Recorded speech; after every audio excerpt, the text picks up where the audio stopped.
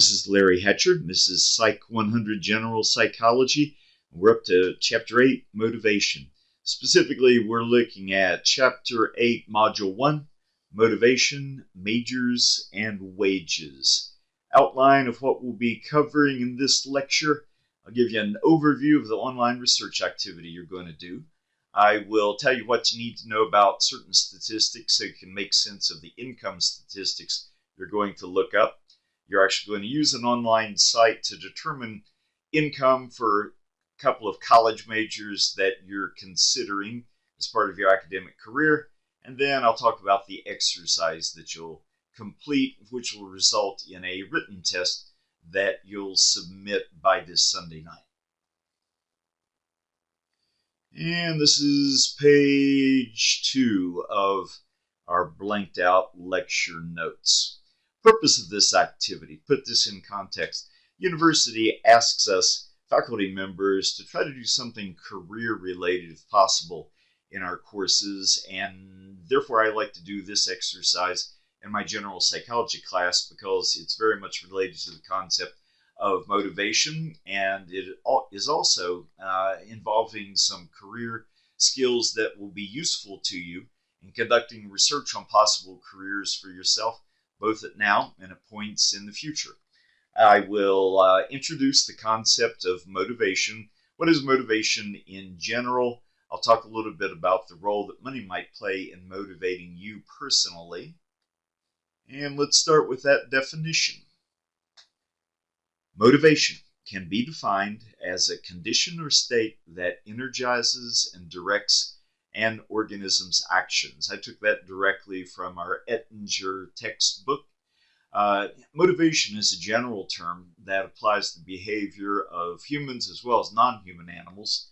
And when it comes to human animals, specifically when it comes to employees in organizational settings, work motivation can be determined by a wide variety of factors.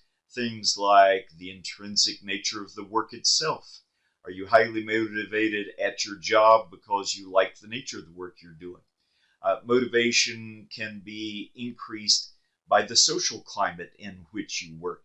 Are you surrounded by a group of people that you like, that you want to protect and promote their interests? You're willing to work hard in order to promote the interests of your work group. And motivation can be influenced by the money that we earn. Many of us are very much motivated to show high levels of performance because it's going to result in income. My current lecture and the activity that you folks are going to do focus on the last of these, focuses specifically on money. Soon you're going to do an exercise in which you'll describe two possible futures for yourself. We'll call them Plan A and Plan B. Your plans will differ according to what you majored in while in college and your likely annual wages. You're going to consider two alternative futures for yourself, one based on you having majored in one major and one based on you having majored in a different major. And you're going to write a short essay describing which of these two futures you'd find to be most motivating, most energizing to you personally. You're going to do your online research at a place that we'll call the CEW website. You'll determine the annual wages for these two different college major programs that you've identified, and you'll use a website, Georgetown University Center on Education and the Workforce. In your lecture notes, I have a link that would take you to the website. Don't click the link now. Don't go there just yet. I want to say some things about the website and say some things about statistics before you actually get started with the project itself. This is what the landing page for the website looked like years ago, a few years ago. It's not going to look like this today, but it will say Center on Education and the Workforce. The part of the website you folks are going to look at involves results from a study in which the CEW analyzed data collected by the U.S. Census Bureau. As you know, the U.S. Census Bureau does a big census of the country every 10 years, and in between, they will do surveys on specific topics, and this website makes available to the public results of one of their surveys. Specifically, you'll be looking at responses to what the Census Bureau calls the American Community Survey. It includes representative sample of individuals in the U.S. The part of it that we're going to focus on is from full-time, full-year workers ages 21 to 59. The data were gathered during the years 2009 to 2013. You're going to be looking up salary figures, and all the salary figures that it reports and are reported in my lecture have been adjusted to 2013 dollars. We'll call this the CEW study. Some key findings from this study. Median annual wages for full-time, full-year workers ages 25 to 59. Now, we consider these the prime income earning years for most of us in the course of our careers. What kind of money do people make over the course of a lifetime? What's typical wages they receive during their prime earning years? Well, in part, it depends on whether you went to college. Median income for high school graduates was $36,000 in 2013 dollars. Median income for college graduates, that is those that went as far as getting a bachelor's degree but did not go to graduate school, all majors combined, their median income $61,000. Notice the difference. College grads make almost twice as much as high school grads on average. Over the course of a lifetime, typical college grad can be expected to earn about $1 million more compared to the typical high school grad. This is among the reasons that you'll hear people emphasize you've got to go to college, you've got to get a college degree. There is truth to that, but the picture is actually a bit more nuanced than that recommendation. Among other things, the CEW shows that the college major also matters. Give you examples of some college majors where the income is relatively high versus college majors where the income is not so high. According to this study, median income reported by people that had a bachelor's degree in petroleum engineering, median income was $136,000 per year. On the other end, median income reported by people that had a bachelor's degree in early childhood education was just $39,000 per year. This is what we mean when we say college major matters as well. Now, in this lecture, I'm going to refer to a couple of statistics which may or may not be familiar to you. So I'm going to lecture on it a little bit to make sure that you understand these statistics that you'll be looking up at the website. To complete this exercise that I'm going to assign at the end of the lecture, you have to be able to understand two statistics, the median and the interquartile range.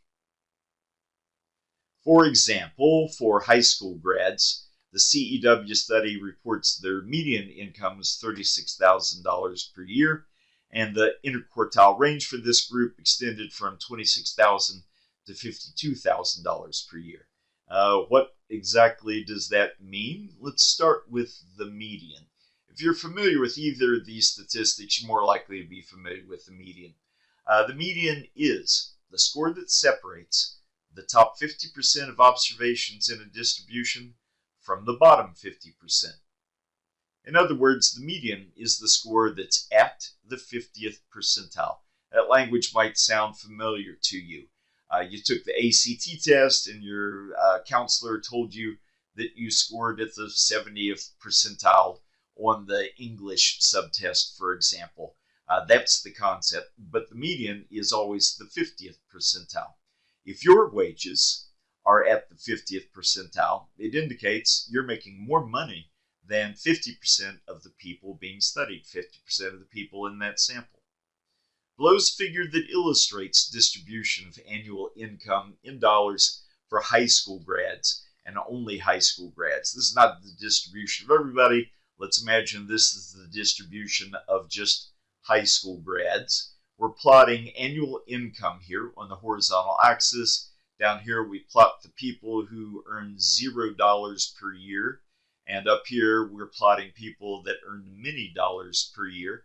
Notice it's not a symmetrical distribution. It's skewed. Income always shows positive skew because most of us are grouped together where the incomes are not terribly high, but you have a small number of people out on the right end that make a lot of money. Now that's the distribution. A minute ago I said that typical high school grad earns a median income of $36,000 per year. How might that look in my distribution? It might look like this. Median income, that is the income that's at the 50th percentile, is $36,000 per year. Our horizontal line here. Now, obviously, this distribution is fictitious. I just drew it in Word, but you get the picture. About 50% of the people earned less than $36,000 per year. About 50% of the people earned more than $36,000 per year. We know that because the median was $36,000 per year. And I put that into black and white next.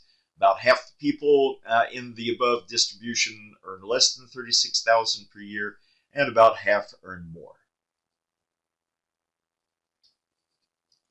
So, median is a measure of central tendency.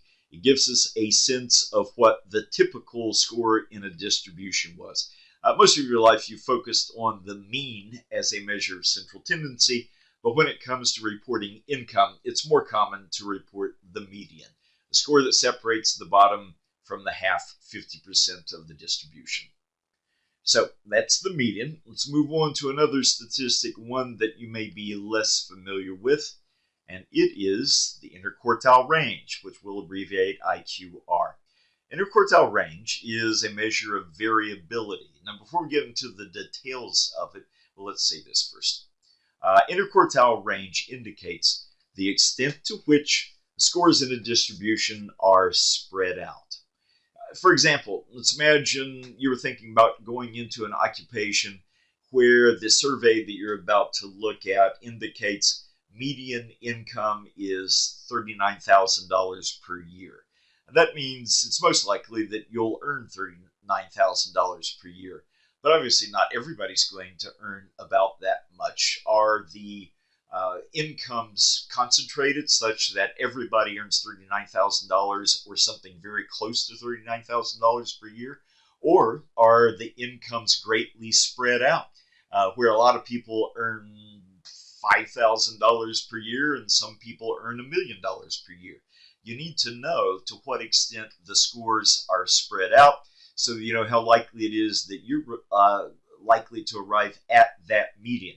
In order to determine how spread out the scores are, you're going to look at the interquartile range, a measure of variability.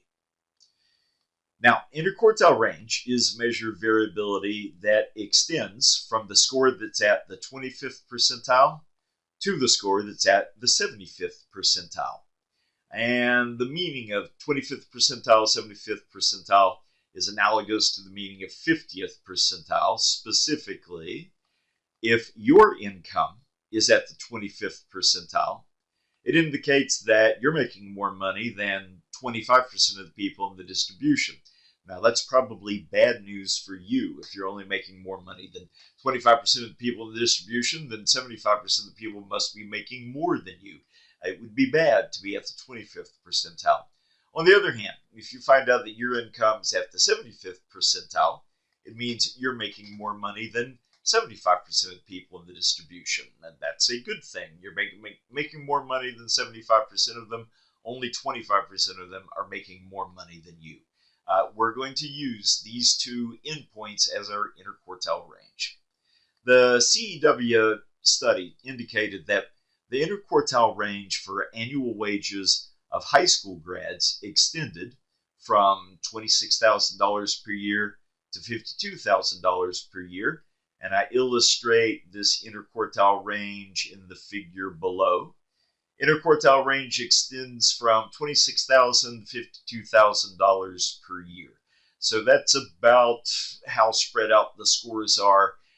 If you're a high school grad, we can't say for sure what your income is going to be, but it's very likely going to be somewhere between $26,000 and $52,000 per year. Interquartile range is useful because it estimates a likely range.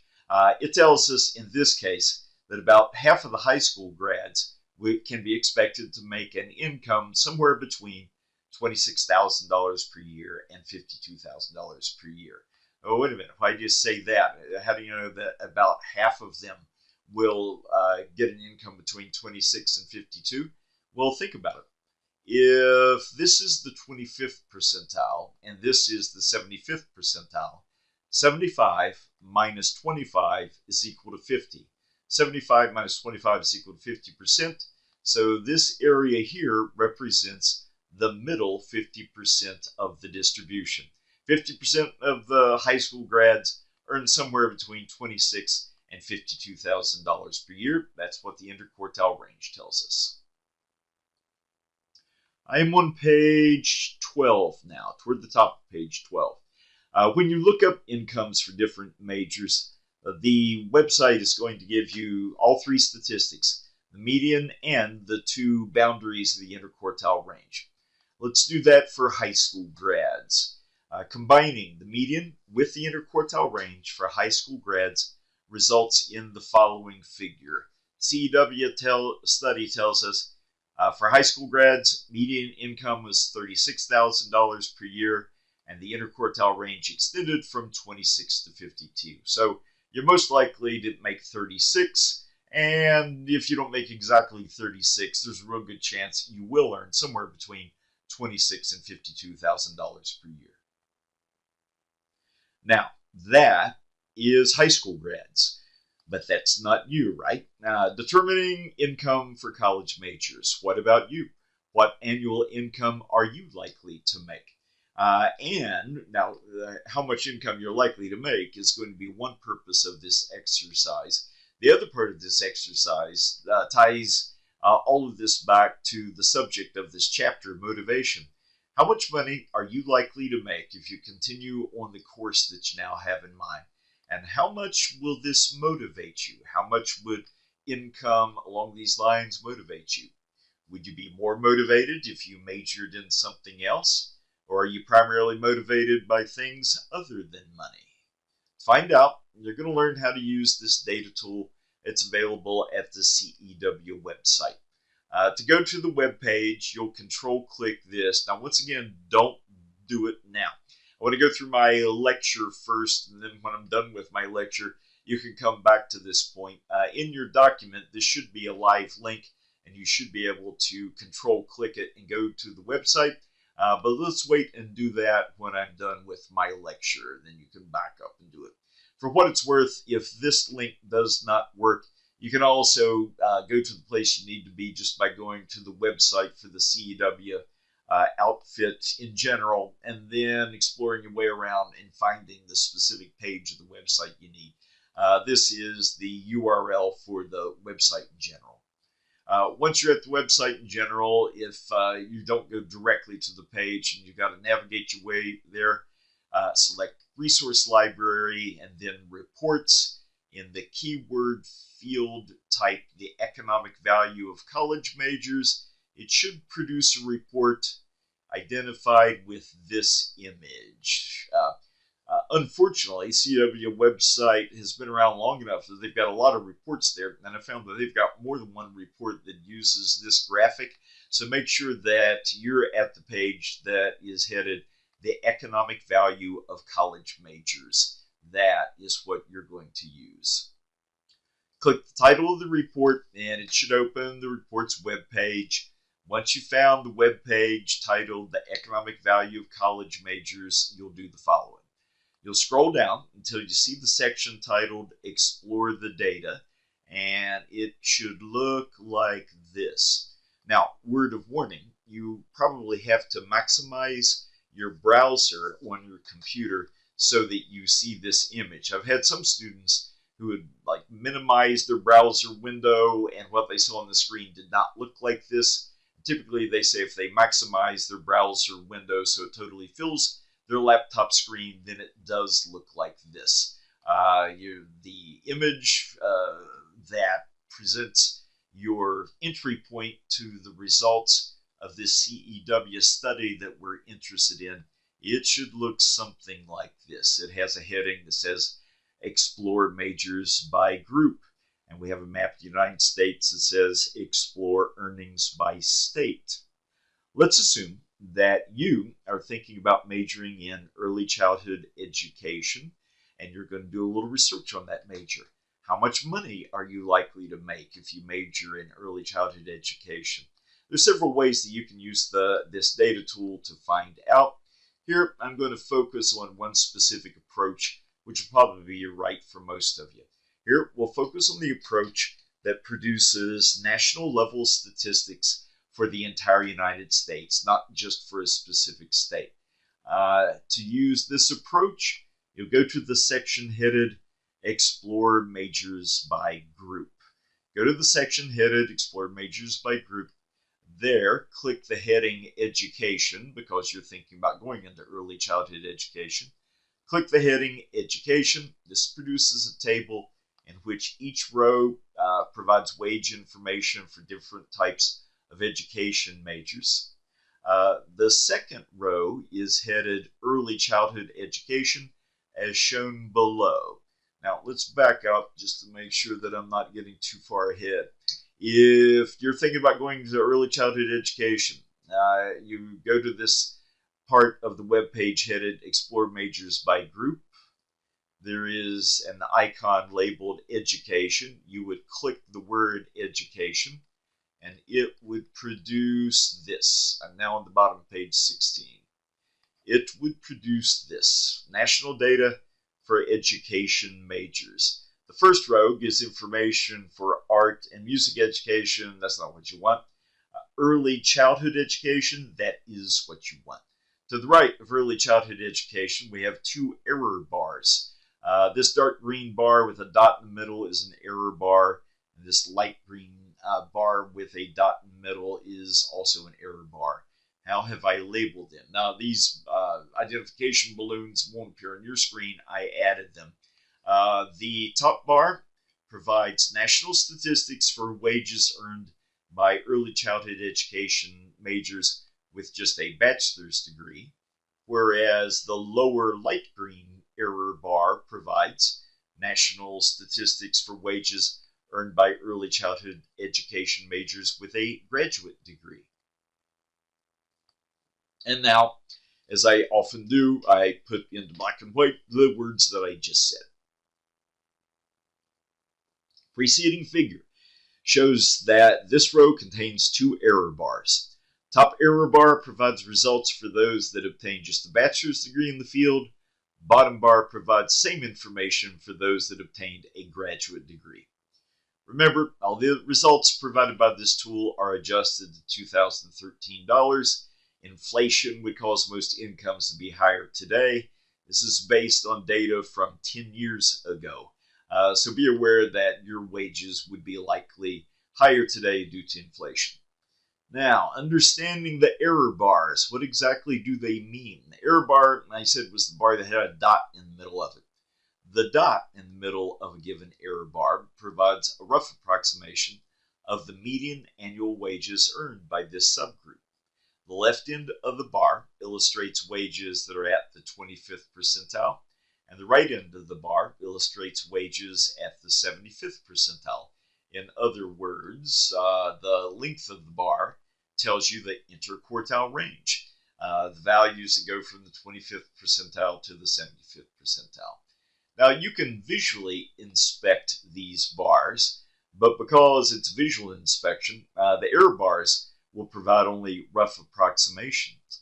For the report you're going to submit, I want you to give me precise values, and the precise values are easy to reveal. To reveal the precise values for these statistics, click the dot that's in the middle of the relevant bar. Following figure shows what's revealed if you did this for those that earned a bachelor's degree in early childhood education. You're at the same page of the CEW website. We're looking in the row headed Early Childhood Education. The top error bar gives us information for people that got a bachelor's degree in early childhood education. If you click the dot in the middle of this error bar, it reveals this information balloon. What does it say? Early childhood education, bachelor's degree at the 25th percentile, $30,000, median $39,000, 75th percentile, $49,000. That's nice and precise. You don't have to eyeball the figure. The website itself will give you the precise values. The following shows the analogous figures for those that got a graduate degree in early childhood education. So same web page, same area, we're still looking at early childhood education. The lower bar was for those that got a graduate degree, right? Early childhood education, graduate degree, yes. Click the dot in the middle and it tells us median income was $53,000 per year, and the interquartile range extended from $43,000 to $66,000 per year. So in one handy spot, you can find out how much you're likely to make if you have a bachelor's degree. You'll find out how much you're likely to make if you instead get a graduate degree.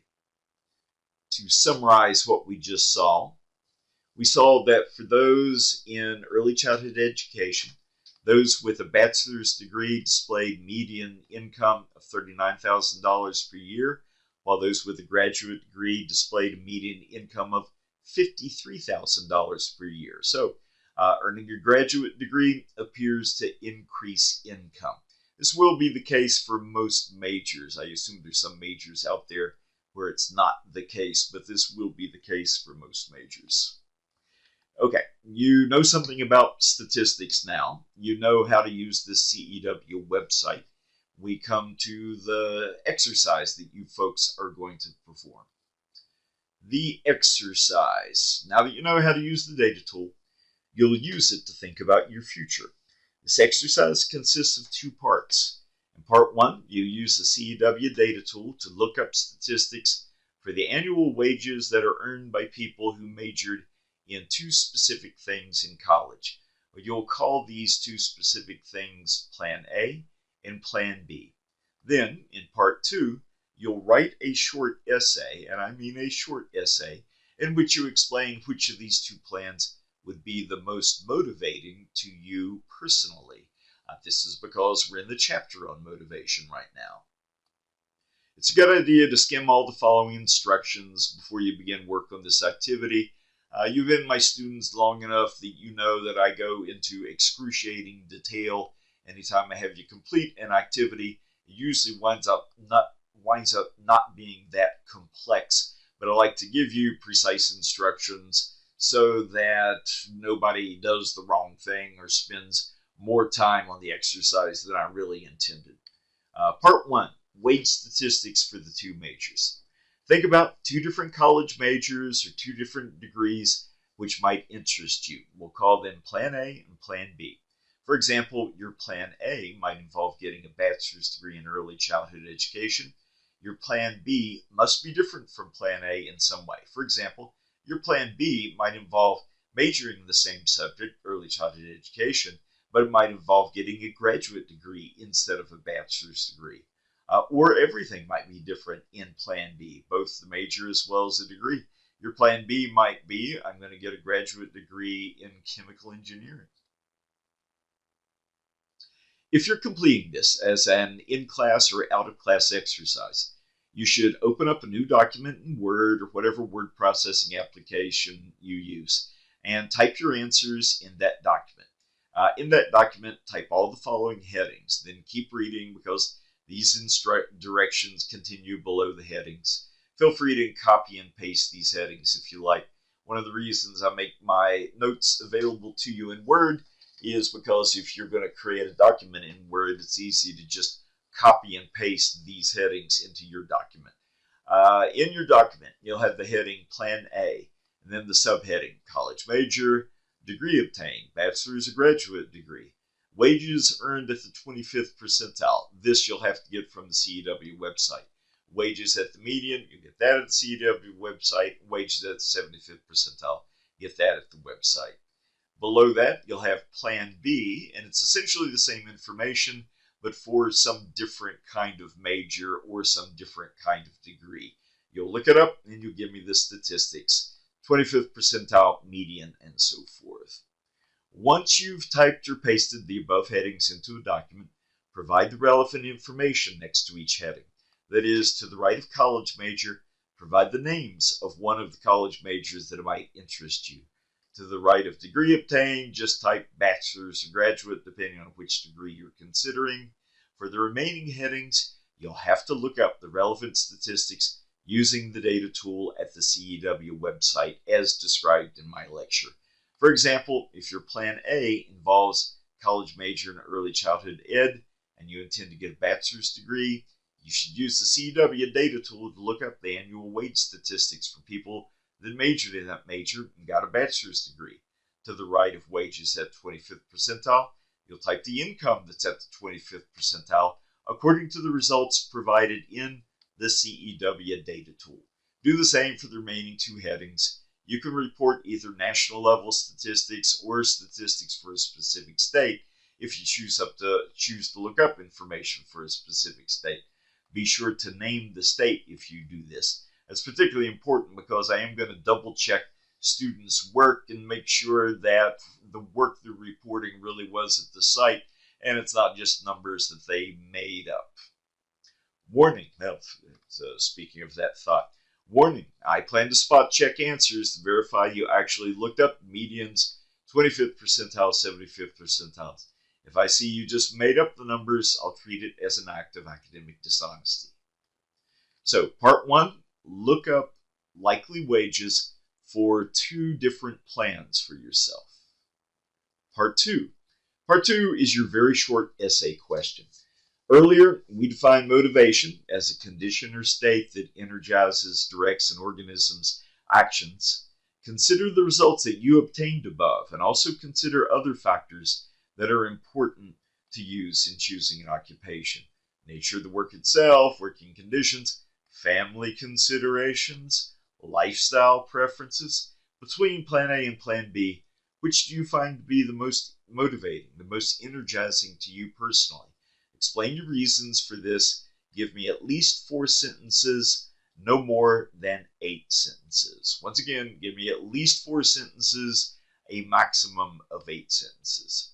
You'll submit your answers to Part 1 and Part 2 of this as an You'll submit your answers to Part 1 and Part 2 of this exercise as a written test in Canvas quizzes. In class, I'll indicate when it will be published there.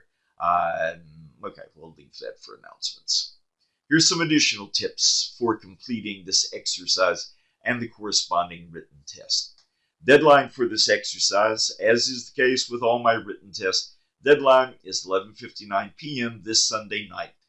After the written test has been published in Canvas quizzes. So usual deadline, 11:59 p.m. this Sunday night.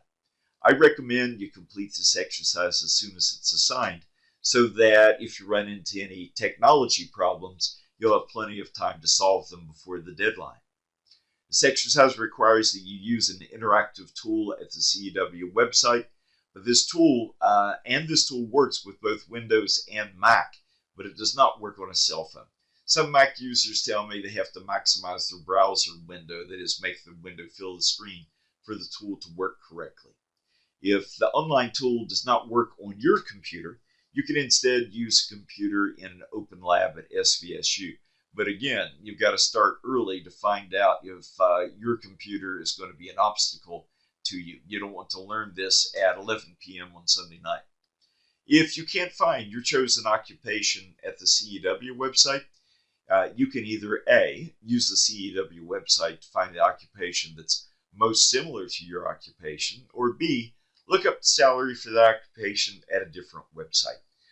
If you do look it up at a different website, you must include in your essay answer the link to your alternative website so that I can verify that it actually exists. And yes, I will do that. I will click your link and make sure that you're not just making up your numbers. Speaking of which, remember, I will spot check written test responses for random students to verify their salary figures match the salary figures on the website. If you just make up your salary figures, it's an act of academic dishonesty. As always, written test is open book and open note, but you must not receive help from anyone else as you take it. With these Canvas written tests, you'll type your answers directly into a text box provided by Canvas, and once you begin, you'll have 120 minutes and you'll be allowed 3 submissions. And as I've said before, I allow 3 submissions just so that if there's some kind of a tech problem on your first submission, you have more submissions to resubmit it. I only grade the exercise once. This multiple submissions is just in case you run into tech problems. And that is the end of our lecture for Chapter 8, Module 1, Motivation, Majors, and Wages.